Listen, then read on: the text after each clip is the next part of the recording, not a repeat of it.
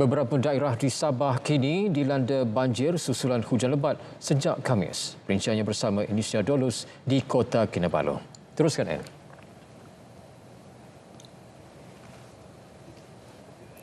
Ya, Otto. Antara daerah terjejas banjir termasuk Kota Marudu, Pitas, Paitan dan Sandakan. Setakat 4 petang tadi, 406 penduduk daripada 124 keluarga di daerah Kota Marudu dan Pitas ditempatkan di 3 buah PPS. Pemimpin Pembangunan Masyarakat PPM Matunggong, Victor Sino yang ditemui RTM berkata, jumlah penduduk terjejas banjir yang dipindahkan ke PPS berkemungkinan akan meningkat. Ini kerana keadaan cuaca masih hujan renyai serta ramalan hujan berterusan. Okey, untuk kelengkapan dan kecukupan setakat ini, kebajikan masih juga sedang menyalurkan apa-apa keperluan, dan untuk keperluan awal ini kami sudah menyediakan keperluan seperti untuk persediaan kamar mandi ataupun persediaan untuk tandas dan juga makanan ringan, khususnya air mineral dan sebagainya lah.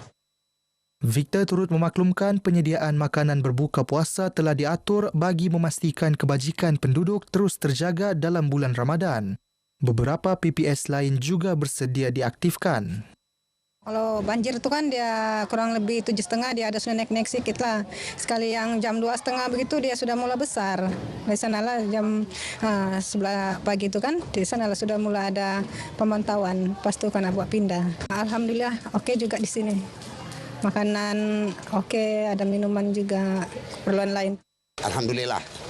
Kami ucapkan juga berbanyak terima kasih sebab dorang datang sekitar jam 1.30 kami sudah mulai diantar untuk pemindahan pertama. Kamilah trip yang pertama diantar oleh pihak Bomba dengan PDRM semalam. Sementara itu, di Sandakan, lebih 10 keluarga yang terperangkap dalam banjir kilat berjaya diselamatkan oleh agensi keselamatan. Mereka terdiri penduduk kampung Sungai Batang Batu 10, kampung Pangeran Batu 7, peringkat 1 rancangan Sungai Manila serta kampung Garinono Batu 25. Banjir kilat berlaku susulan hujan lebat berterusan sejak Khamis. Ia turut menyebabkan beberapa kawasan dilanda banjir, kejadian pokok tumbang serta jalan utama dinaiki air. Antara lokasi terjejas termasuk Sekolah Kebangsaan Saint Monica, kawasan Bandar Sandakan, Taman Mutiara dan Giat Mara Batu Sapi. Selain itu, beberapa kawasan lain turut dinaiki air termasuk Kampung Pangeran, Taman Fajar Jalan Batu 7, Taman Nuri, Taman Fajar Lama, Jalan Mahkamah, Jalan Batu 8 dan Batu 9, kawasan Petronas Batu 6, Jalan Perhutanan, Batu UMS, Batu 12 serta Gum-Gum Batu 16. Kejadian itu menjejaskan aktiviti harian penduduk termasuk sektor awam dan swasta. Bagaimanapun, tiada PPS diaktifkan setakat petang Jumaat. Di sebalik keberkatan Ramadan, kerajaan negeri menzahirkan simpati kepada penduduk terjejas banjir di beberapa daerah yang kini diuji dengan musibah. Dalam perkongsian menerusi Facebook, Ketua Menteri Datuk Seri Panglima Haji G. Noor memaklumkan keselamatan rakyat kekal menjadi keutamaan kerajaan negeri. Semua agensi keselamatan dan jabatan berkaitan telah digerakkan bagi melaksanakan operasi pemindahan, penyelamatan serta penyaluran bantuan kepada penduduk di kawasan terjejas. Kerajaan negeri juga akan terus memantau perkembangan semasa bagi memastikan bantuan disampaikan dengan cepat dan berkesan. Penduduk di kawasan terlibat termasuk di Kota Marudu, Pitas, Paitan dan Sandakan turut dinasihatkan agar sentiasa berwaspada, mematuhi arahan pihak berkuasa serta mengutamakan keselamatan diri dan keluarga.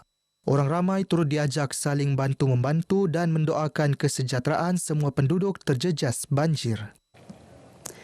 Salur maklumat banjir dengan pantas manfaat program Tanggungjawab Sosial Korporat Unit Pemimpin Pembangunan Masyarakat UPPM N50 Gum-Gum yang turun meninjau kawasan terjejas dijayakan dengan kerjasama Persatuan Pacuan Empat Roda Libaran dan Sandakan FM. Pemimpin Pembangunan Masyarakat PPM N50 Gum Dato' Jafari Waliam berkata, inisiatif ini mencerminkan komitmen pemimpin akar umbi dan badan bukan kerajaan yang sentiasa peka terhadap isu semasa. Kita turun untuk melawat kawasan banjir di Batu 7, Batu 8, Batu 9 dengan Batu 10 dan pada tempat kita hari ini di Batu 16, Saudara Victor yang membantu kita dengan menggunakan kelab 4x4. Semua kaki tangan Sendakan FM dengan kelab pacuan 4 roda libaran. Beliau ditemui pemberita RTM selepas menyertai tinjauan CSR di beberapa lokasi banjir sekitar daerah Sandakan. Mana-mana kelab 4x4 pun selalunya akan turun bersama-sama untuk membuat CSR kerana ini adalah satu juga dalam cabaran 4x4 untuk juga membantu kepada masyarakat kawasan yang kita selia bersama dengan PPM kita. Sandakan FM melalui unit berita turut menjalankan tinjauan menggunakan 2 kenderaan pacuan 4 roda dari Batu 6 hingga Batu 16 Sandakan. 800 bakul makanan akan diagihkan kepada golongan memerlukan di seluruh Sabah dan wilayah Persekutuan Labuan menerusi program Harapan Ramadan. Ia hasil kerjasama strategik Yayasan Dakwah Islamiah Malaysia, YADIM dan CIMB Islamik bertujuan membantu komuniti kurang berkemampuan menghadapi Ramadan. Timbalan Menteri di Jabatan Perdana Menteri, Senator Marhamah Rosli berkata, program bukan sekadar bantuan makanan tetapi lambang keprihatinan kerajaan dan rakan korporat terhadap kebajikan rakyat. Agihan melibatkan beberapa kawasan termasuk Kota Belud, Tawau, Ranau, Pulau Banggi dan Labuan. Alhamdulillah petang ini kita berada di Masjid Al-Hidayah, Kampung Pirasan Ulu, Kota Belud, menyampaikan 150 sumbangan daripada CIMB Islamic Bank yang diurus setiap atau diselaraskan oleh Yadim Sabah. Dan sumbangan daripada CIMB Islamic Bank ini bernilai RM1 juta seluruh Malaysia yang memanfaatkan kepada 24,000 isi rumah. Dan untuk Sabah sahaja akan dimanfaatkan kepada 800 keluarga. Beliau ditemui RTM pada pelancaran program Harapan Ramadan peringkat negeri Sabah di Kota Belud. Program menyasarkan golongan asnaf, ibu tunggal dan keluarga B40 bagi membantu mereka menjalani ibadah puasa dengan lebih selesa.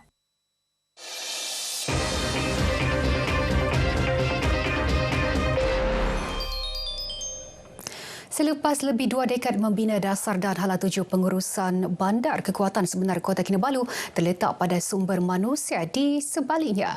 Dalam siri kedua, kita selami komitmen warga kerja di BKK serta peranan warga kota bersama Fadli Zil Ikram.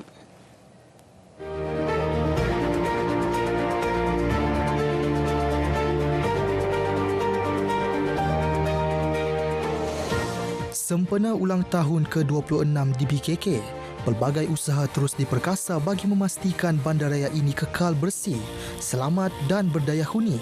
Sebuah bandaraya tidak digerakkan oleh bangunan tinggi atau jalan raya yang sibuk semata-mata.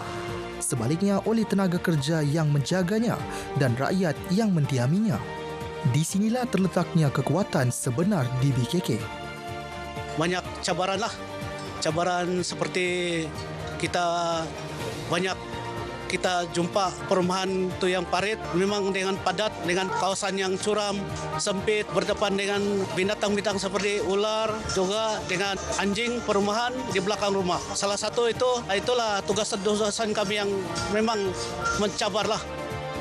Bila mana kami dapat memberikan perkhidmatan yang terbaik kepada penghuni, maka itu yang membuatkan kami dengan rasa puas hati bila mana kami dapat melaksanakan amanah atau tanggungjawab ini dengan begitu baik. Kami berharap agar kami dapat meningkatkan lagi kami punya kerja-kerja pemantauan, pemeriksaan, menyedarkan orang-orang awam tentang apa tugas-tugas kami di BKK inilah, supaya semua pun dapat bekerja sama sebagai satu masyarakat untuk meningkatkan lagi imej bandaraya Kota Kinabalu. Komitmen warga kerja di BKK turut dirasai warga kota yang menjadi nadi sebenar bandaraya ini. Makin maju, Alhamdulillah dulu tidak seberapa maju, sekarang maju sudah. Bagus, bersih, rajin, DBKK kasih bersih semua, kasih bagus apa yang patut. Cuma berharap Sabah ini maju macam KL.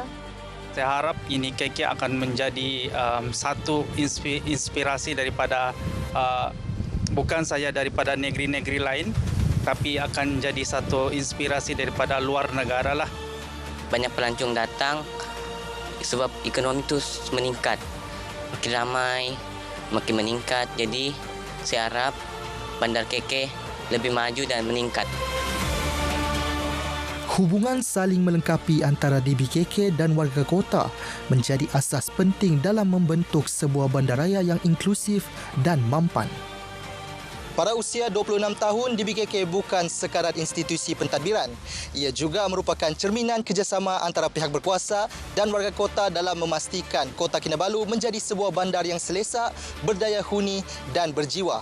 Selamat ulang tahun ke-26 DBKK melangkah ke hadapan bersama warga kota.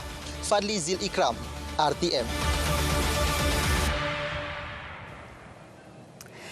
Baik, sekian paparan dari Sabah untuk petang ini. Untuk lebih banyak perkembangan dalam berita wilayah, kembali bersama Otto. Salam Malaysia Madani. Otto. Terima kasih langsung dari Kota Kinabalu, Sabah.